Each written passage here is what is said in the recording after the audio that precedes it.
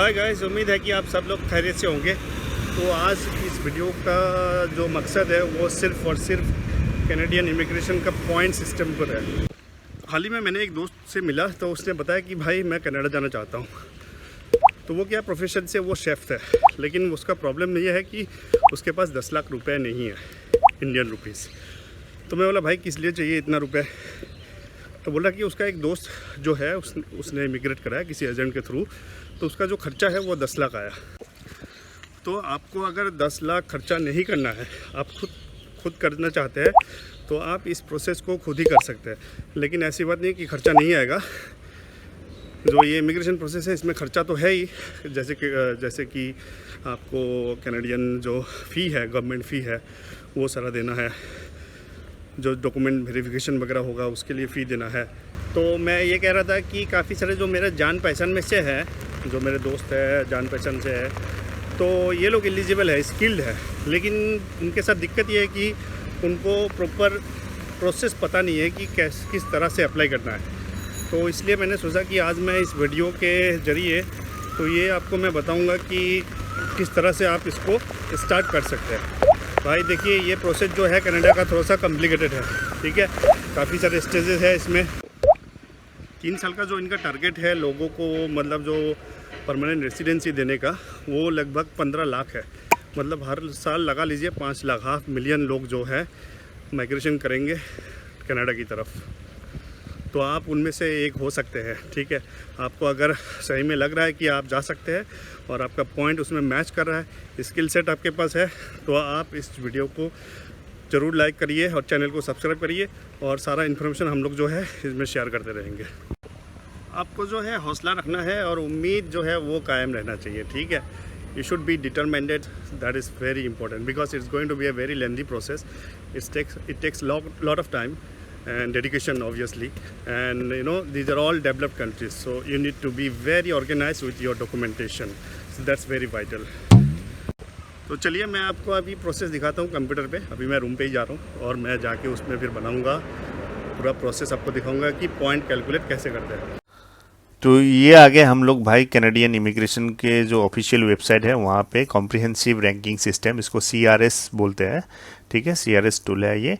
यहाँ पे हम लोग पॉइंट कैलकुलेट कर सकते हैं, ठीक है, एक्सप्रेस एंट्री के लिए।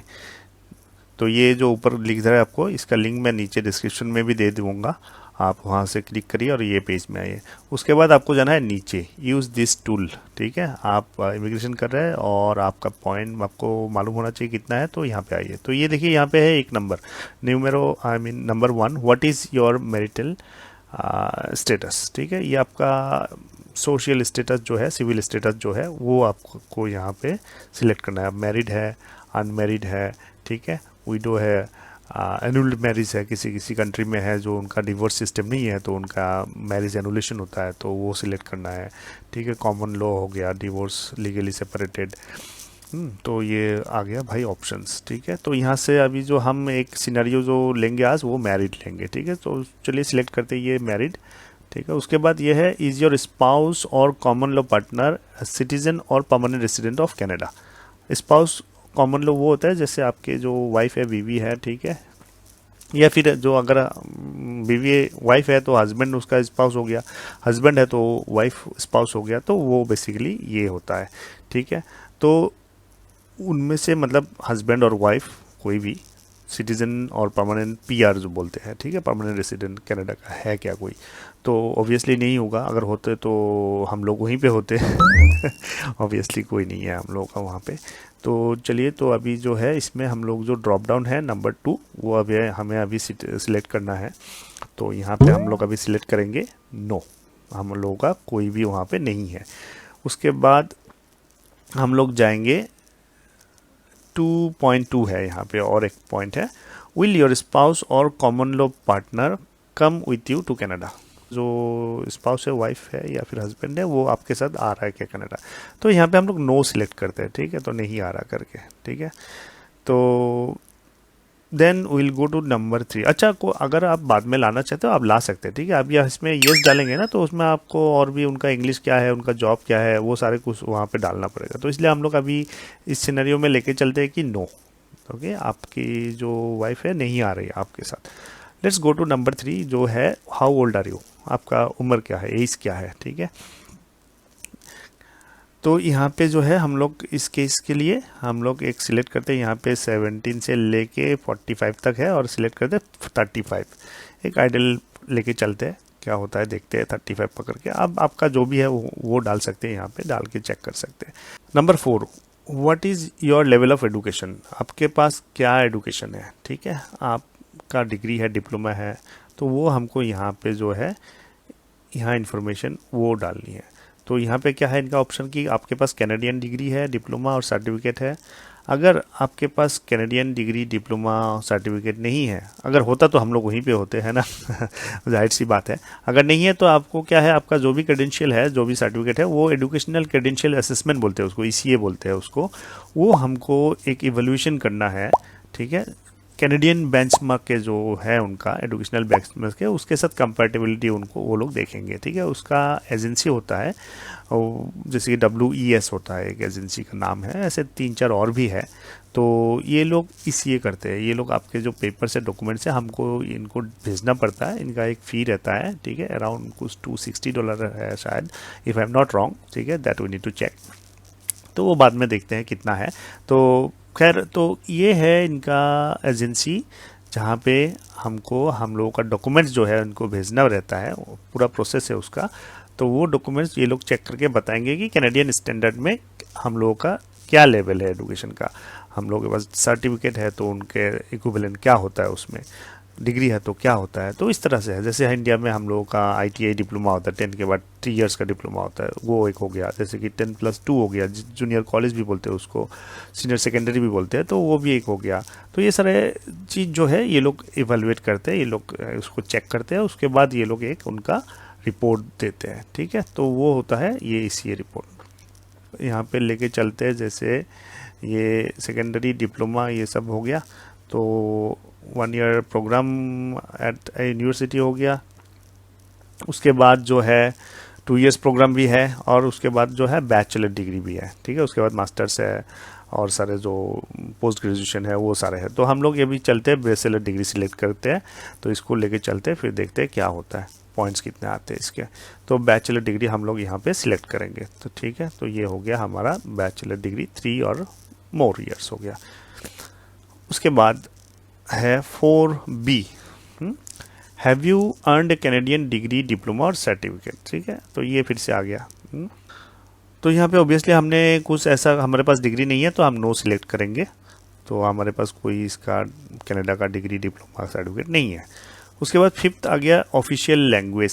कनाडास official languages are English and French, ठीक है। तो भाई कनाडा के लिए क्या है कि 2 ऑफिशियल लैंग्वेजेस है उनका, तो इंग्लिश भी है और फ्रेंच भी है, ठीक है। क्योंकि क्यूबेक करके एक प्रोविंस है, क्यूबेक हो गया, न्यू ब्रुंसविक हो गया, यहाँ ये सारे ईस्टर्न कनाडा में फ्रेंच बोलते हैं, ज़्यादातर लोग फ्रेंच बोलते हैं, फ्रेंच स्पीकर है।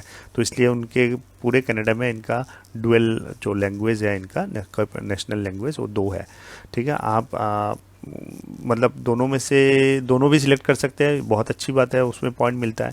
और सिर्फ इंग्लिश है तो इंग्लिश से हम लोग सिलेक्ट करके देखेंगे। So are your test results less than 2 years old, ठीक है। 2 साल से कम है, आपने टेस्ट लिया, ठीक है। इसमें चलिए हमने अभी तक फर्ज करिए टेस्ट नहीं लिया कुछ भी, ठीक है। तो हम इसमें कर लेते हैं ऐसे कि एज्यूम करते हैं कि हमने ले लिया और उसका एक देखते हैं कि क्या होता है। तो ठीक है, इसको हमने कर दिया येस।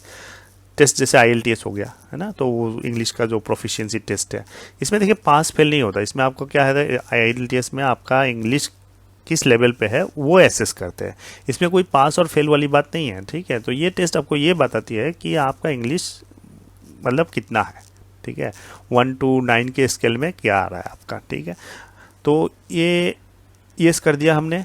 और ये पॉइंट 2 जो है, which language test did you take.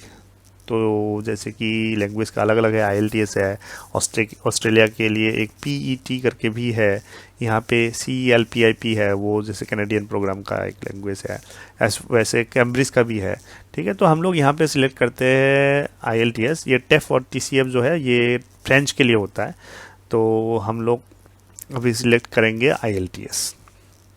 तो चलिए ये हमने कर दिया IELTS सिलेक्शन। तो इसमें क्लिक करिए तो ये सिलेक्ट हो जाएगा आपका IELTS, ठीक है। तो उसके बाद देखिए एंटर योर टेस्ट स्कोर।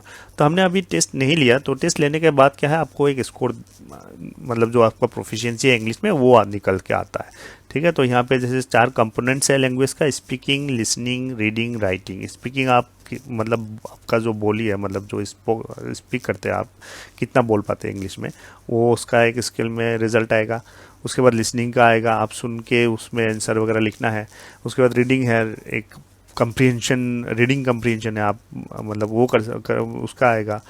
तो इस तरह से आएगा। तो ये चलिए फर्स्ट वाला लेते हैं, स्पीकिंग 7, ठीक है। ये कैसे हमने एक लिया इस सिनेरियो में, ये 7 लेके देखते हैं क्या आता है। उसके बाद लिसनिंग चलिए ले लेते हैं, ये रेंज पे ले लेते हैं 6 to 7, ठीक है। उसके बाद रीडिंग हो गया, रीडिंग का ले लेते हैं चलिए उसी रेंज पे लेते हैं 7 to 7.5। और राइटिंग ले लीजिए 7, ओके। आपके पास अगर कॉम्पिटेंट इंग्लिश है तो ये आप एज्यूम कर सकते हैं कि इतना पॉइंट आपका आएगा, ठीक है। उसके बाद do you have other language result, आपके पास अदर लैंग्वेज रिजल्ट है। Other language only French is accepted, ठीक है। आपके पास दूसरा कोई है, हिंदी, उर्दू, है ना, तो वो सब एक्सेप्ट नहीं किया जाएगा, ओनली फ्रेंच, तो ठीक है। तो यहाँ पे जो है हमें सिलेक्ट करना है French.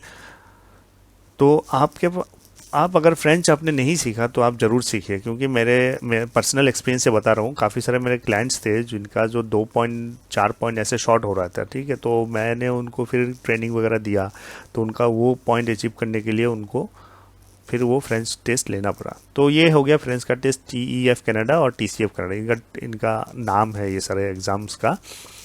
French language proficiency test है ये सारे। तो इसमें चलिए लेते हैं TEF कनाडा, ठीक है।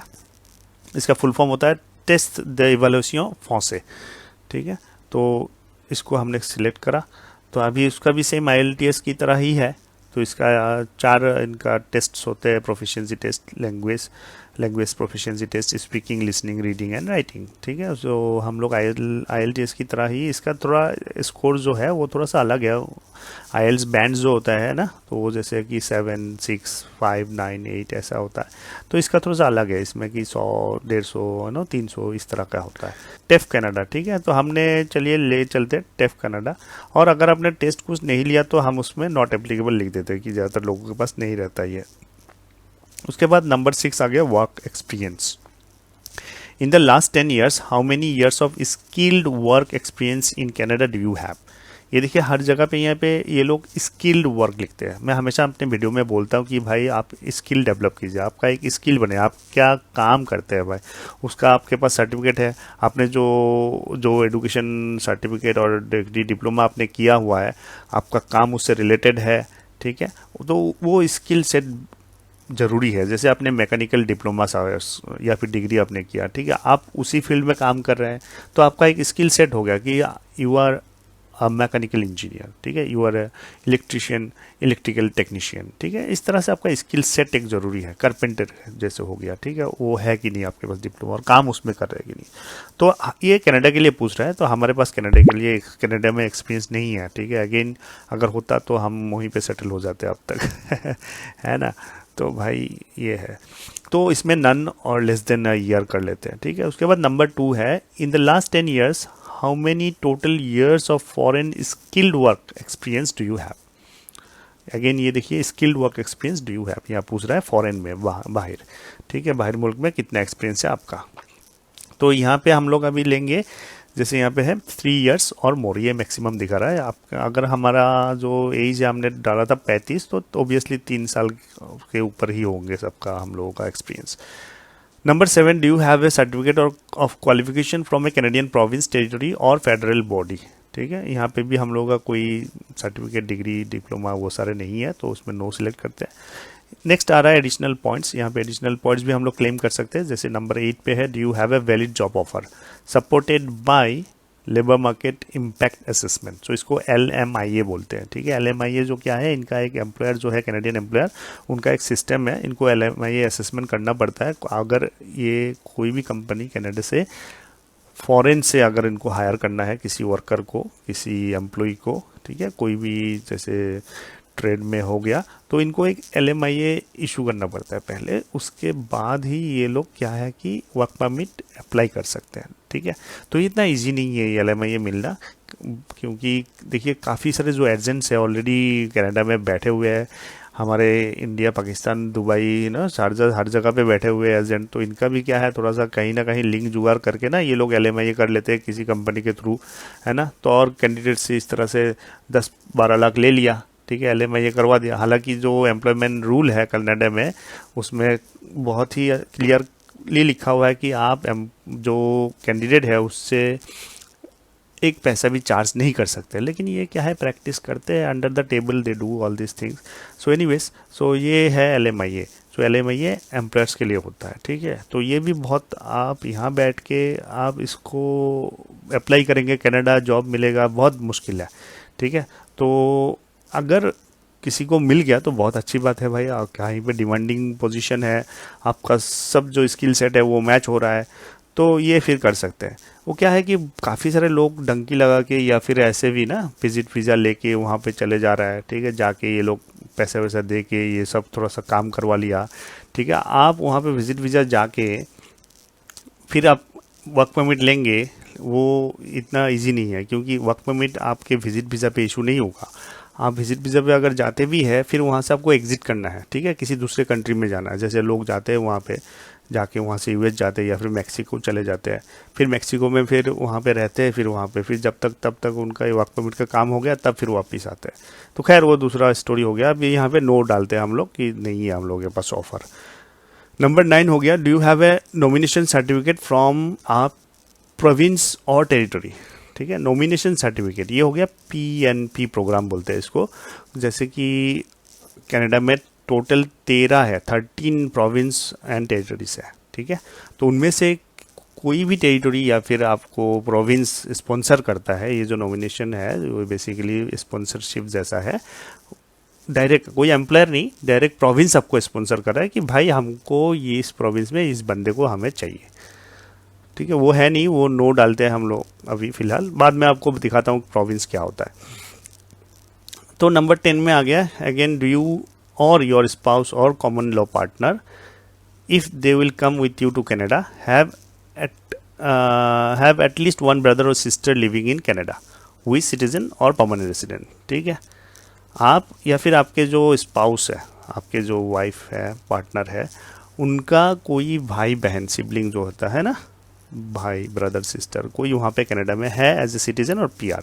ऑब्वियसली नहीं है भाई, इसलिए है तो इसी हम लोग अभी यहाँ पे ना ये ढूंढ रहे हैं कि किस तरह से जाना है हम लोगों को तो खैर, तो ये हो गया नो, तो हम लोगों का कोई नहीं है, ठीक है। तो ये हो गया लास्ट पॉइंट 10, ठीक है। अभी हम लोग यहाँ पे कैलकुलेट योर स्कोर यहाँ पे क्लिक करेंगे तो आपका यहाँ पे रिजल्ट दिखाएगा, और टोटल जो पॉइंट है ये होता है आउट ऑफ 1200, ठीक है, आउट ऑफ 1200 होता है, जिसमें से 600 पॉइंट्स जो है वो PNP होता है। PNP in the sense provincial nomination program जो है उसके तहत होता है। तो चलिए खैर वो बाद में बात करते हैं। तो अभी जो हमने जो डेटा अभी हमने फिल करा, एज, एजुकेशन और लैंग्वेज, स्किल, सारे जो जितने भी हुआ। स्पाउस फैक्टर क्या है कि अगर स्पाउस है हम लोग के साथ आ रहा है तो हम लोग वो प्लेन पॉइंट्स जो है क्लेम कर सकते हैं, लेकिन उनके एजुकेशन, उनका लैंग्वेज, स्किल, तो वो सारा पॉइंट्स जो है कर सकते हैं। ओके, नेक्स्ट हो गया स्किल ट्रांसफरेबिलिटी फैक्टर्स। ओके, तो ये एजुकेशन से है हम लोग का मैक्सिमम 50 पॉइंट जो है 50 पॉइंट्स क्लेम कर सकते हैं। उसके अंडर ये आता है कि ऑफिशियल लैंग्वेज जो है वो आ रहा है, उसके बाद फॉरेन वर्क एक्सपीरियंस आ रहा है। तो ये सारे पॉइंट्स हम लोगों को मिल रहा है यहाँ से। ये फर्स्ट वाला जो है वो official language proficiency and education से 13 मिल गया और वर्क एक्सपीरियंस से 25 मिल गया, ठीक है। टोटल ये हो गया इस स्किल ट्रांसफरेबिलिटी फैक्टर से टोटल 38 हम लोग को यहाँ पे पॉइंट मिल रहा है। नेक्स्ट जो है ये 38 हो गया। अच्छा, आगे जो है एडिशनल पॉइंट्स यहाँ पे है, मैक्सिमम 600 पॉइंट्स यहाँ से क्लेम कर सकते हैं, ठीक है। तो यहाँ इसके अंडर जो है प्रोविंशियल नॉमिनेशन, जो मैं अभी थोड़ी देर पहले आपको बताया कि ये ऊपर देखिए, मैं दिखाता हूँ, ये कहाँ गया, ये रहा, नहीं ये नहीं, ये नंबर 9, ये रहा नंबर 9। या नंबर 9 क्या है, do you have a nomination certificate from A province or territory. तो यहाँ पे हमने नो ऑलरेडी हमने किया था, ठीक है। वो जैसे मैं बताया बाद में बताता हूँ, क्योंकि अभी प्रोविंशियल नॉमिनी जो है हम लोगों के पास नहीं है, ठीक है, उसके लिए अलग प्रोसेस है भाई। तो यहाँ से मैक्सिमम 600 पॉइंट्स क्लेम कर सकते हैं। अब भाई 600 यहाँ से मिल गया ना आपको, प्रोविंशियल पीएनपी से मिल गया ना, तो फिर आपको कोई करने की ज़रूरत ही नहीं है भाई, ये बहुत इजी हो जाता है प्रोसेस। लेकिन वो भी मिलना मतलब समझ लीजिए भाई बहुत ही डिफ़िकल्ट है बेसिकली, ठीक है। तो ये हम लोगों का स्कोर आ गया अभी, comprehensive ranking system formula grade total 345 points, ठीक है, ये CRS स्कोर हो गया, ठीक है। आपको अभी पता चल गया आपका स्कोर क्या है। देखिए ये जो हमने जो ये सिनेरियो पे लिया, जैसे बैचलर डिग्री आपका एज 35, तो उस बेस्ड पर ये पॉइंट्स दिखा रहा है। इंग्लिश के भी बात है ना, इंग्लिश अगर जैसे हमने सिलेक्ट करा जो जो पॉइंट्स वहाँ पे, ठीक है। अभी ये पॉइंट्स बहुत कम है एक्चुअली, हाँ, इन द सेंस डायरेक्ट फेडरल के लिए कम है, डायरेक्ट कनाडा अप्लाई के लिए कम है, ठीक है। लेकिन अगर इसी में पॉइंट अगर आपका नॉमिनेशन हो जाता है पीएनपी, तो ऑब्वियसली 600 ऐड हो जाएगा, ठीक है। अभी इसको पॉइंट्स को काफ़ी लोगों को इंक्रीज़ करना रहता है, ठीक है, उनके पास दूसरा ऑप्शन नहीं है। तो स्किल मतलब आपका जो पॉइंट है कैसे इंक्रीज़ करेंगे, जैसे लैंग्वेज हो गया, आप लैंग्वेज इंप्रूव करिए, ठीक है। लैंग्वेज जैसे आपने इंग्लिश में थोड़ा सा आपने ज़्यादा कर लिया, थोड़ा सा मेहनत करके और निकाल लिया, अच्छी इंग्लिश, अच्छा टेस्ट जो है आपने दे दिया, तो यहाँ पे हम लोग क्या है पॉइंट इंक्रीज़ कर सकते हैं, ठीक है। इस तरह से आप सिलेक्ट करिए, इसको सिलेक्ट करके जैसे हमने यहाँ पे रीडिंग डाल दिया 8 to 9 ये बैंड, और राइटिंग भी थोड़ा इंक्रीज़ कर 7.5 to 9 बैंड यहाँ पे सिलेक्ट कर दिया, तो ये कर सकते हैं लैंग्वेज इम्प्रूवमेंट, ठीक है।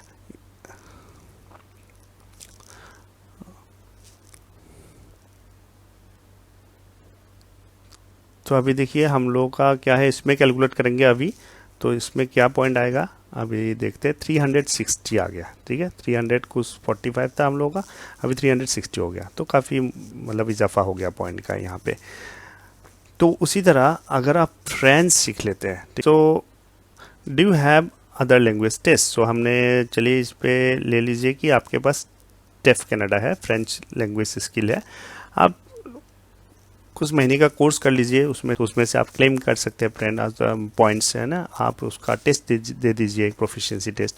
उसके बाद यहाँ पे क्या है, रेंज है, चलिए एक पकड़ के चलते हैं कि ये 310 to 348 रेंज, ठीक है, ये इनका टेस्टिंग सिस्टम है। जैसे IELTS में बैंड था, है ना, 6, 7, 8, 9, तो उनके उसी तरह इनका भी है इस तरह का। तो यहाँ पे ले लेते हैं, ये जो है 249, 70 to 79, उसके बाद 207 and 232 हो गया, ये 310, 348, चलिए ये लेके चलते हैं, ठीक है। तो चलिए कैलकुलेट करते हैं अभी क्या हो गया। अभी देखिए लैंग्वेज ऐड करने के बाद ये देखिए हम लोग का 422 आ गया भाई यहाँ पे, देखिए, तो काफ़ी जो है इजाफा हो गया पॉइंट्स में, बहुत भाई बहुत इंक्रीज़ हो गया। तो लैंग्वेज क्या है, ये फ़ायदा है फ्रेंच सीखने का, अब अगर आपका प्लान है कनाडा जाने का, ठीक है, तो लैंग्वेज से आपको काफ़ी सारा जो है पॉइंट मिल जाता है, ठीक है। तो दिस इज़ द एडवांटेज। और जैसे अभी पीएनपी भी है, प्रोविंशियल नॉमिनेशन प्रोग्राम जो है, उसके तहत जैसे न्यू ब्रुंसविक हो गया, उसके बाद क्यूबेक हो गया, ये सारे स्टेट्स में तो चाहिए ही चाहिए, लाजिम है, ठीक है, मतलब आपका बहुत इजी हो जाएगा उसके बाद। तो ये बहुत इम्पोर्टेंट है। तो मैंने जैसे कि बताया कि क्लाइंट्स थे मेरे, जैसे पाकिस्तान से थे, उसके बाद इंडिया से थे, उसके बाद जैसे फिलीपींस के थे, अरब साइड से यहाँ पे भी थे, इजिप्ट, सीरियन, है ना, लेबनीज। तो इनको भी क्या है कि इनको टेस्ट लेना पड़ता था, ठीक है। इनको ये लोग को मैंने बहुत ट्रेनिंग दिया जब मैं दुबई में था, इमिग्रेशन में काम कर रहा था उस टाइम में, ठीक है, एज ए ट्रेनर, ओके। तो वहाँ पे मैंने काफ़ी सारे क्लाइंट्स मेरे को मिले जिनका ये 2-4 पॉइंट कम हो रहा था, तो उनको पॉइंट थोड़ा सा इंक्रीज़ करना था, तो उन्होंने वो टेस्ट लिया, उन्होंने प्रॉपरली फ्रेंच सीखा, और उसके बाद उन्होंने प्रोफिशिएंसी जो टेस्ट था वो उन्होंने क्लियर करा, उसके बाद उनको प्रोफिशिएंसी रिजल्ट आ गया। तो इस तरह से आता है। दूसरा पॉइंट इंक्रीज़ करने का तरीका है कि आप एडुकेशन इंक्रीज़ करें आपका, ठीक है। जैसे आप बैचलर थे तो आप मास्टर डिग्री कर लीजिए, ठीक है, मास्टर डिग्री से क्या होगा, आपका और भी पॉइंट ज़्यादा हो जाएगा। तो ये हमने चलिए इस सिनेरियो में हमने चलिए मास्टर डिग्री सिलेक्ट कर लिया, ठीक है। तो बैचलर प्लस 2 years, ठीक है, मास्टर डिग्री, या फिर कोई professional degree needed to practice in a licensed profession, ठीक है। लाइसेंस्ड प्रोफेशन कुछ है रेगुलेटेड प्रोफेशन, जैसे कि मेडिसिन का हो गया, ठीक है, मेडिसिन का कोई भी लगा लीजिए, जैसे कि फार्मासिस्ट हो गया, डॉक्टर हो गया, वेट हो गया, तो वो सब क्या है, रेगुलेटेड प्रोफेशन है, उसको प्रॉपरली फिर चेक किया जाएगा, है ना, अलग तरीका है उनका। तो उसके बाद जो हम मास्टर करेंगे तो इसका पॉइंट देखते हैं कितना आ रहा है। तो ये देखिए भाई, ये आ गया 449, ठीक है। तो आप मास्टर डिग्री करके भी आप पॉइंट का इजाफा इंक्रीज कर सकते हैं पॉइंट्स, ठीक है। इसका देखिए कोई शॉर्टकट नहीं है भाई, ये आपको प्रॉपरली मतलब इस पे काम करना है, मेहनत करना है। लोगों को साल 2 साल लग जाते हैं भाई, ठीक है। ये इतना इजी प्रोसेस नहीं है, लेकिन आपके पास सारे कुछ मीट हो रहा है, आपका क्राइटेरिया जितने भी है सब मीट कर रहे हैं आप, तो फिर पॉइंट एक बार आ गया ना, फिर कोई दिक्कत नहीं है। देखिए इस सिनेरियो में हम लोगों का 449 आ रहा है, ठीक है। अभी मैं दिखाऊंगा कि पॉइंट क्या चल रहा है इस वक्त जो है कनाडा में। जो एक्सप्रेस एंट्री का ड्रॉ हुआ रिसेंटली, अभी कल ही हुआ था, ठीक है। आज 2 तारीख है, कल का जो था 1 तारीख 1 फरवरी को इनका पीएनपी प्रोग्राम का ड्रॉ हुआ था, प्रोविंशियल नॉमिनेशन प्रोग्राम। इनका होता रहता है, लेकिन ऐसा कुछ फिक्स डेट नहीं है। अभी इनका बैक टू बैक जैसे जनवरी में है ना, तो 2 हुआ था, अभी फरवरी में आज फर्स्ट मतलब कल 1 हुआ। तो इस तरह से अभी यहाँ पे दिखाता हूँ मैं, ये ऊपर का जो लिंक दिखा रहा है मैं इसको डिस्क्रिप्शन में डाल दूंगा, आप देख सकते हैं, ठीक है, इस लिंक से। और यहाँ पे देखिए express entry rounds of invitation. So अभी जो रिसेंट राउंड हुआ वो यहाँ पे देखिए डेट दिखा रहा है ना, February 1, 2023। तो ये कल का डेट है, तो ठीक है। तो इसका इन्होंने जो कट ऑफ मार्क पॉइंट्स रखा था वो प्रोविंशियल नॉमिनी प्रोग्राम, अच्छा इनवाइट कितने लोगों को किया इन्होंने, 893। तो जितने सारे प्रोविंस है जहाँ जहाँ इनको लोगों की ज़रूरत था स्पॉन्सर उन्होंने किया, तो 893 लोगों का स्पॉन्सर किया, तो इतने लोगों का प्रोविंशियल नॉमिनेशन हो गया, तो इनको आईटीए मिल गया, इनको इन्विटेशन मिल गया, ठीक है। तो इनको फिर इजी हो जाएगा। तो अभी देखिए पॉइंट कितना था हम लोग का, यहाँ पे कितना मिला। अच्छा ये जो पीएनपी है, पीएनपी हमने कहाँ डाला था, ये यहाँ पे हम लोग डाले थे नो, देखिए नंबर 9, ठीक है, डू यू हैव नॉमिनेशन। तो ये देखिए नो हमने यहाँ पे डाला था। अगर येस करेंगे ना, अब देखिए इसको पॉइंट कितना हो जाता है, अगर प्रोविंशियल नॉमिनी हो गया आपको इमीडिएट 600 पॉइंट्स मिल जाएगा। जो हम लोग का पॉइंट्स था ना अभी कितना 449 कुछ था, ठीक है ना। अभी देखिए इसमें कितना हो गया 999 भाई, ठीक है, 991 एडिशनल आपको 600 पॉइंट्स यहाँ से मिल रहा है, ठीक है। तो ये बहुत इजी प्रोसेस हो जाता है। एंड मिलने के बाद ना, अभी जैसे कि हम लोग अभी देखे थे कितना हो रहा है, तो कितने लोगों को इनवाइट किया 893, और जो CRS जो स्कोर था, अभी जो हमने स्कोर कैलकुलेट करा कितना था 733 भाई। देखिए इसका मतलब देखिए 600 आपको कितना यहाँ पे दिखा रहा है 999, जिसमें से 600 तो प्रोविंशियल स्पॉन्सर जो नॉमिनेशन था उसके वो मिल गया हम लोगों को। और जो लोएस्ट स्कोर था इस बार वो था 733, मतलब 600 यहाँ से माइनस कर दीजिए और सिर्फ 133 पॉइंट था जो किसी का रहा होगा भाई, लकी बंदा है भाई। 133 स्कोर था उनका, जो हमने अभी स्कोर चेक करा, और 600 उनको मिला प्रोविंशियल नॉमिनी प्रोग्राम से। तो किसी प्रोविंस ने इनको जो है स्पॉन्सर किया होगा, तो उसके बाद 600 वहाँ से मिला और ये पॉइंट हो गया और वो इनवाइट हो गया। देखिए उस पीएनपी होने के बाद, प्रोविंशियल नॉमिनेशन होने के बाद ना बहुत इजी हो जाता है भाई प्रोसेस, बहुत इजी हो जाता है। चलिए इस बार ये तो हो गया, इजी हो गया, ठीक है। तो इसका लिंक आप नीचे देख सकते हैं, डिस्क्रिप्शन में दिया हुआ है, आप उसको क्लिक करिए, फिर इस पेज में आएंगे तो ये है करंट अपडेट, आप देख सकते हैं किस क्या ड्रॉ हो रहा है, कितना पॉइंट, कौन सी प्रोग्राम है, कट ऑफ कितना है, स्कोर क्या था, वो सारे जो चीज़ है वो यहाँ से देख सकते हैं। नेक्स्ट चलते हैं, चलिए आपको मैं जो है पूरा ड्रॉ जो होता है ना, जैसे हर महीने होता रहता है इनका ड्रॉ, ठीक है, ऐसा कोई फिक्स डेट नहीं है, ये उनके ऊपर है। तो ये यहाँ पे पब्लिश होता है, ministerial instructions respecting invitation to apply for permanent resident under the express entry system. जो एक्सप्रेस एंट्री सिस्टम हम लोग बात करें, ये इनका ये इमिग्रेशन का जो है उसका प्रोसेस है ये। तो यहाँ पे देखिए जो अभी देख रहे थे हम लोग 1 फरवरी, मतलब कल जो ड्रॉ हुआ था उसमें प्रोविंशियल नॉमिनी पीएनपी प्रोग्राम था, और ये जो था इन्विटेशन इशूड 893 लोगों को इन्वाइट किया गया, और लास्ट स्कोर जो था लोएस्ट 733 था। उससे पहले हुआ था जनवरी 18 को, ठीक है, पिछले महीने हुआ था, पिछले महीने 2 राउंड हुआ था इनका, 2 ड्रॉस हुए थे, और उसमें कोई नो प्रोग्राम स्पेसिफाइड, 5,500 लोगों को बुलाया गया और जो लास्ट स्कोर था वो 490 था।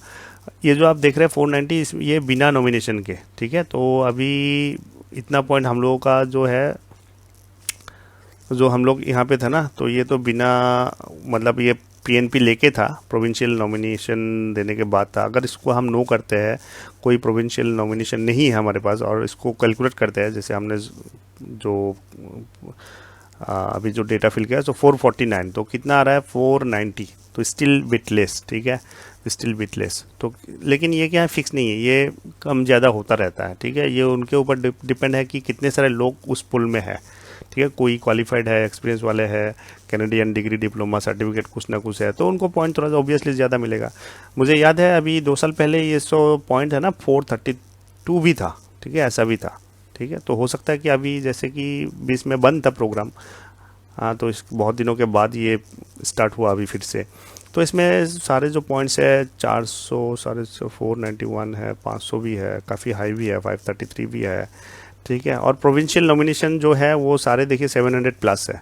एक नीचे जो है एक लास्ट कुछ है 674 भी गया हुआ भाई, ये देखिए भाई, ये लास्ट फरवरी 2 को हुआ था, 1 साल पहले की बात है, ठीक है।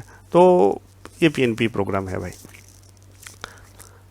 तो ये करना है, ठीक है। तो इसमें आपको मैं मोटा मोटा ये बता दिया कि आपको फर्स्ट आपको जो है स्कोर कैसे पता चलेगा, आपका स्कोर कितना आ रहा है वो देखिए, आप कैसे उसको इंक्रीज़ कर सकते हैं स्कोर को, वो उसमें आपको अभी काम करना है अगर आपका स्कोर कम है। और उसके बाद जो देखना है हम लोगों को पीएनपी, ये रहा यहाँ पे पीएनपी, ठीक है। तो choose A province or territory, ठीक है। तो ये मैं ऊपर दिखा देता हूँ, ये कैसे ओपन करना है, आपको कहाँ से मिलेगा ये प्रोविंस का इन्फॉर्मेशन। ये प्रोविंस जो है how the provincial nominee program works, okay. इस पे इसका एड्रेस भी मैं नीचे दे दूंगा, जो इनका वेब लिंक है वो मैं नीचे डिस्क्रिप्शन में दे दूंगा, आप वहाँ पे क्लिक करके इस पेज पे आ सकते हैं, ठीक है। और ये जो सारे दिख रहा है आपको एल्बर्टा से लेके यूकन तक, या तो इसमें 11 है, 11 में से इसमें से क्या है 9 तो इनका हो गया मतलब प्रोविंस, और 2 यहाँ पे जो है टेरिटरी है, ठीक है। कनाडा ये प्रोविंस और टेरिटरी में बटे हुए हैं, ठीक है। ये नॉर्थ वेस्ट टेरिटरी से है, ये एक हो गया इनका टेरिटरी, और योकन जो है लास्ट वाला ये भी इनका टेरिटरी है, और तीसरा और एक है वो इसमें नहीं है, ठीक है। तो यहाँ पे 9 ही है ना, 1 2 3 राइट। सो यहाँ पे जो 9 प्रोविंस है, 9 प्रोविंस है और 2 टेरिटरी पार्ट लिया हुआ है। कनाडा में टोटल है ना 10 प्रोविंस है और 3 टेरिटरीज है, ठीक है। तो 10 प्रोविंस में से 9 है यहाँ पे, क्योंकि इनका जो एक प्रोविंस है क्यूबेक, है ना, ये जो नीचे देखिए फुटनोट लिखा हुआ है, the province of Quebec does not have a provincial nominee program. Quebec का अलग से ही होता है, उनका इमिग्रेशन सिस्टम ही अलग है, ठीक है। तो उनका इमिग्रेशन वेबसाइट अलग है। तो क्योंकि क्यूबेक क्या है, प्रीडोमिनेंटली फ्रेंच स्पीकिंग है, तो उनका पूरा प्रोसेस थोड़ा सा ना अलग होता है, वो लोग ओनली फ्रेंच लोगों को ही लेते हैं, थोड़ा सा इस टाइप का है भाई, ठीक है। तो और बाकी जो है ये सारे है, और बाकी इन्फॉर्मेशन प्रोविंस के बारे में, टेरिटरीज के बारे में आप यहाँ पे देख सकते हैं डेटा, तो इसका लिंक भी मैं दिया हुआ है, ठीक है। तो प्रोविंस एंड टेरिटरीज करके रहेगा नीचे डिस्क्रिप्शन में, आप देख लीजिए वहाँ पे, जैसे यहाँ पे सारे प्रोविंस और टेरिटरीज दिया हुआ है। ओंटारियो से स्टार्ट है, जो इनका मतलब डेंसली पॉपुलेटेड जो यहाँ इनका जो टेरिटरी है, प्रोविंस है, वो है ओंटारियो। सो वहाँ पे देखिए यहाँ पे कितना है, 1,48,26,276, ठीक है। ऑलमोस्ट 38.7% पॉपुलेशन जो है उसमें है ओंटारियो। उसके बाद क्यूबेक है, नोवा स्कोशिया है, न्यू ब्रुंसविक है ना, मैनिटोबा, ब्रिटिश कोलंबिया, ये सारे इनका नाम है जो प्रोविंस और टेरिटरी का। तो ये इसके बारे में है, तो इसका डेटा आप ले सकते हैं, ठीक है। ये जो इक्वन दिख रहा है आप, new world north west territories, ये इसमें देखिए 0.1%, 0.1%, 0.1%। ये बहुत ही मतलब क्या है कि स्नो जो है आइस से ढका हुआ जगह है, ठीक है। उसमें लोग उसमें मतलब बसना बहुत मुश्किल, मतलब उसमें रह नहीं सकते भाई, हम लोग नहीं रह सकते, ठीक है। उसमें देखिए टेम्परेचर कहीं जाके -30, -40 इस तरह से रहता है भाई, बहुत मुश्किल है वहाँ पे सस्टेन करना। तो खैर, तो ये हो गया प्रोविंस, ठीक है। प्रोविंस के बारे में हम किसी दूसरे वीडियो में बात करेंगे, क्योंकि उनका प्रोसेस जो अलग है, ठीक है। प्रोविंस से आपको जो स्पॉन्सरशिप मिलेगा वो अलग से लेना पड़ता है, ठीक है।